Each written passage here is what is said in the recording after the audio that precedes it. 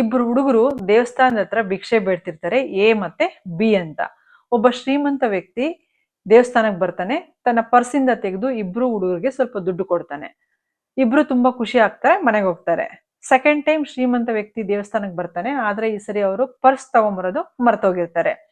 A ವ್ಯಕ್ತಿ ಬಂದ್ಬಿಟ್ಟು thank you, last time ನೀವು ನಮ್ಗೆ ದುಡ್ಡು ಕೊಟ್ರಿ, ತುಂಬಾ ಹೆಲ್ಪ್ ಆಯ್ತು, ಸಹಾಯ ಮಾಡಿದ್ದಕ್ಕೆ ಥ್ಯಾಂಕ್ ಯು ಅಂತ ಹೇಳ್ತಾನೆ.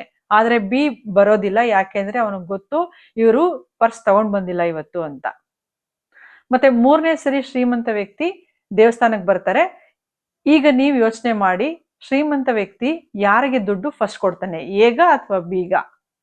ಖಂಡಿತ ಎ ಹುಡುಗನಿಗೆ ಅಲ್ವಾ? ಅಂದ್ರೆ ನಮ್ಮ ಮೈಂಡ್ ಮ್ಯಾಗ್ನೆಟ್ ತರ. ಸೊ ನಾವು ಏನ್ ಅನ್ಕೊಳ್ತೀವೋ ಅದೇ ಅಟ್ರಾಕ್ಟ್ ಮಾಡ್ತೀವಿ.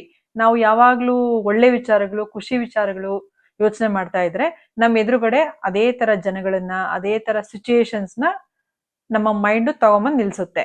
ಅದೇ ತರ ನಾವ್ ಯಾವಾಗ್ಲೂ ನೆಗೆಟಿವ್ ಥಿಂಗ್ಸ್, ಸ್ಯಾಡ್ನೆಸ್ ಬಗ್ಗೆ ಯೋಚನೆ ಮಾಡ್ತಾ ಇದ್ರೆ ಅದೇ ತರ ಇನ್ಸಿಡೆಂಟ್ಸ್ ನಮ್ಮನ್ನ ಅಟ್ರಾಕ್ಟ್ ಮಾಡುತ್ತೆ. ನಮ್ಮ ಮೈಂಡ್ ಮ್ಯಾಗ್ನೆಟ್ ತರ ವರ್ಕ್ ಆಗುತ್ತೆ.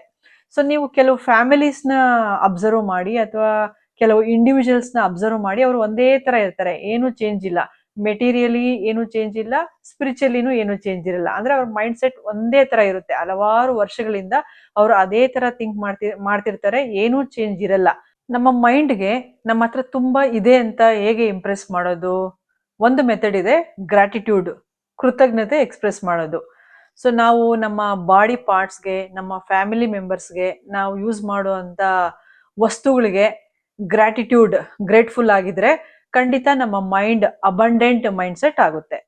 ಹೇಗೆ ಗ್ರಾಟಿಟ್ಯೂಡ್ ಎಕ್ಸ್ಪ್ರೆಸ್ ಮಾಡೋದು ಅಂತಂದ್ರೆ, ಒಂದು ರೀಸನ್ ಹೇಳಿ ಯಾಕೆ ನೀವು ಗ್ರೇಟ್ಫುಲ್ ಆಗಿದ್ದೀರಾ ಅಂತ.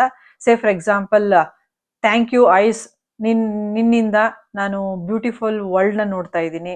Thank you skin for protecting me from all the infections. Thank you face for making me so beautiful. ಈ ತರ. ಹಾಗೆ ವಸ್ತುಗಳಿಗೆ, washing machine, thank you for saving my time and energy. Mobile, thank you for making my life so easy and comfortable.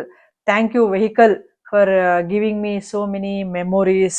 Thank you parents for giving me this perfect body.